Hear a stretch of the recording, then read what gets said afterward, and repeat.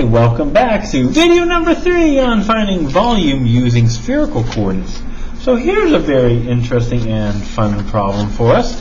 So we want to find the volume of the unit sphere above the plane z equals 1 over root 2. So let's go ahead and see what this kind of looks like right here. So if I'm sketching it, go home, I always say. There we go. I want the unit sphere which has a radius of 1. I'm going to go kind of big out here so we can kind of see this. And if I graph this, here we go. And I'm only looking at the first octant here. And we're going to see here, z goes 1 over root 2. So we'll put that down here, 1 over root 2. So I have this plane right here. And what we want to do is we want to only find the area above this. So it looks like somebody with a bad comb over, right? Alright, so we want to find the volume above this. Alright, now, so let's see here. Before we begin, just write out everything we're going to need. We're going to be in spherical forms, so we're going to need for our limits the change in rho, the change in phi, and the change in theta. So let's see here. Now, the change in theta is not going to be so bad. We're going to go completely around the circle. So that's going to go from 0 to 2 pi. What's going to make this really hard is finding our rho and phi. So let's start with rho. Now, for rho, the maximum rho is not going to be so hard. It has a radius of 1. So no matter where I'm at, if this is rho, if I'm swinging around, the maximum rho will ever be is 1. So its maximum is going to be 1. But the minimum, that one takes a little bit of timing. Now the problem with the minimum for rho is that this is going to be changing. Take a look here. I want the change in rho. But notice as I go around, as we spin around, the difference between the maximum rho and the minimum rho are changing. So it's going to be variable for us. For example, here's my minimum rho, here's my maximum rho. Minimum rho, maximum rho. So what I need to find out is right here. This right here, this little point right here, as a result, will be my minimum rho. That will be the smallest my rho will be in this part, for my change right there. So to find the minimum rho, I can do this by looking at what z is equal to. Well, I know that z is equal to 1 over root 2. Well, we also know from our formula that z equals rho cosine phi. So z is 1 over root 2 equals to rho cosine phi. I can now say that rho is going to be variable, is 1 over root 2 times the secant of phi. Notice this is variable. And again, and that is because as phi changes, so does my minimum value of rho. As phi changes, my minimum value of rho is also changing. So as a result of that, this is going to be variable here. So my minimum value would be this 1 over root 2 secant phi. My maximum would be 1. So let's talk about phi now. Well, phi, not too bad. My minimum phi is going to be 0. Equals 0. At the very top, phi is 0. My maximum phi occurs here at this intersection. So I have to find out where this meets. Well, I do know one thing. At where maximum phi is, I know rho is 1, and I also know my z value is 1 over root 2. So to get my maximum phi, I can again use my same formula. Z equals rho cosine phi. So 1 over root 2 equals 1 cosine of phi, and of course phi is just pi over 4. So this is going to go from 0 to pi over 4. And now I can write my volume. Volume equals my triple integral Don't forget your dv.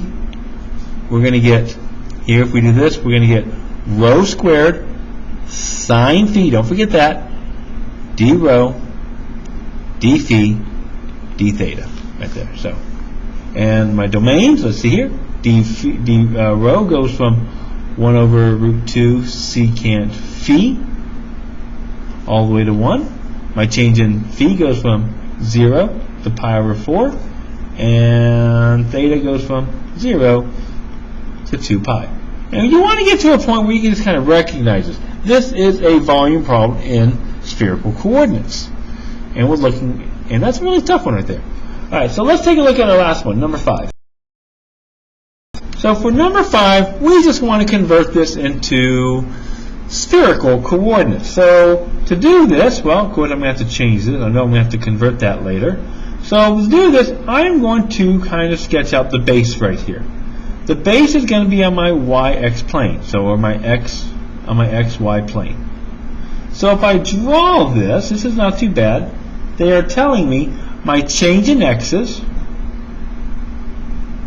are negative 1 to 0, and my change in y is going to be from negative square root of 1 minus x squared to positive square root of 1 minus x squared. So it's basically the top half of a circle. So my changes in y's, this is the top of a circle, or a circle.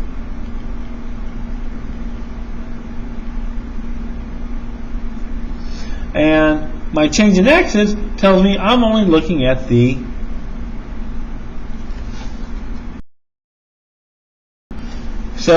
and of course over here, sorry, I got ahead of myself, and this is the bottom of a circle. Whoops, can't spell bottom. There we go, there's a bottom. So we're looking at a circle right here with a radius of 1. And over here, we want our x's to go from negative 1 to 0. So we're looking at this little piece right here. And so that's not too bad to do. So my change in z's right up here is just saying we are going from this function to up to this sphere right here. This is the top of a sphere. And let's see here. So let's go ahead and find out everything we need in order to write our equation. So we want this to be in spherical form. So to do our limits, we are going to need the change in rho, the change in phi, and the change in theta. That's we're looking at theta. Didn't draw theta right. There we go. Change in theta. So let's see. We got to get all of this right here. So I can get the change in theta. That's not bad. If I'm starting at pi over 2, I'm going to be ending at 3 pi over 2. So that's not too bad. Pi over 2 to 3 pi over 2. Next, I got to get my change in phi and my change in rho. So let's see here. So we have this cone down here, the square root of 6x squared plus 6y squared, and that's the bottom, and we go up to this sphere. So if we kind of look at that,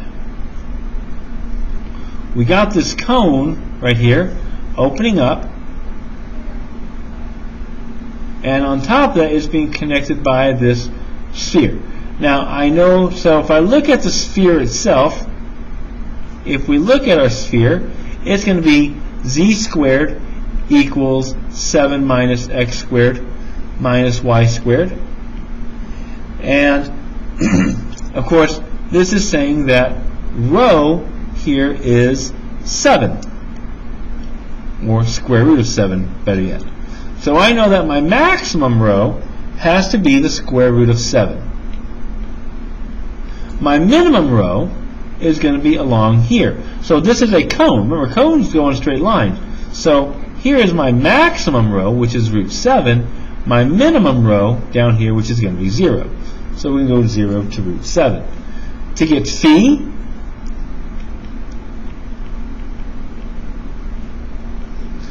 our phi here, let's see how we can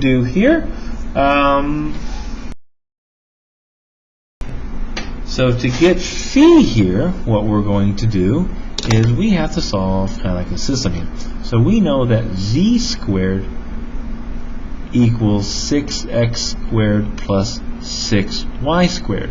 Up here, if I simplify it, we're going to get x squared plus y squared plus z squared equal to 7. I can substitute in, and that's going to give me x squared plus y squared equal to 1. If we sub in and we cancel.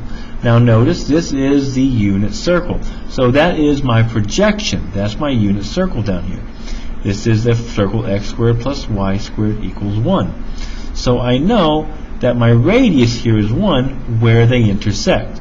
So if I know this is 1 and this is the square root of 7, I know that this has to have a length of root 6 using the Pythagorean theorem. Now my minimum phi starts at the top, starting at 0. But I'm going to go to where they meet. Not one of those right triangles that I know, so I will use the inverse. Let me do it down here. The inverse tangent of the square root of 6 over 1, and that's going to go to the inverse tangent of the square root of 6 over 1. Alright, and then you can set your volume up, right? I know this is a tough one, huh? Volume, rho squared sine phi d rho d phi d theta.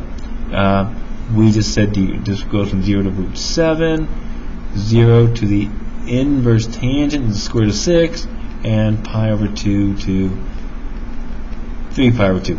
I hope you enjoyed these videos. If I made a mistake, give it to yourself. Just let me know and I'll correct it. Thanks. Bye-bye.